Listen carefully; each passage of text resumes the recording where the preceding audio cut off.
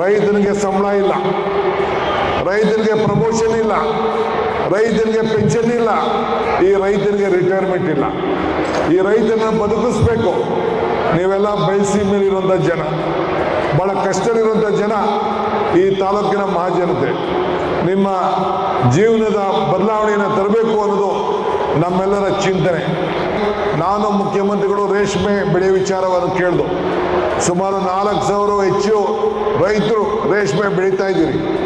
ನಾನು ರಾಮನಗರದ ಗೂರೂರು ಮಾರ್ಕೆಟಲ್ಲಿ ವಿಚಾರಿಸಿದೆ, ನಮ್ಮ ಈ ತಾಲೂಕಿನಲ್ಲಿ ಬೆಳೀತಾ ಇರೋಂಥ ರೇಷ್ಮೆಗೆ ಅತಿ ಹೆಚ್ಚು ಬೆಲೆ ದೊರಕ್ತಾ ಇದೆ ಅನ್ನೋ ಒಂದು ವಿಚಾರ, ಭಾಳ ಸಂತೋಷದ ವಿಚಾರವನ್ನು ಹೇಳಲಿಕ್ಕೆ ನನಗೆ ಭಾಳ ಸಂತೋಷ ಆಗ್ತದೆ. ಸೊ ಹಂಗೆ ರೇಷ್ಮೆ ಬೆಲೆ ಭಾಳ ಚೆನ್ನಾಗಿದೆ.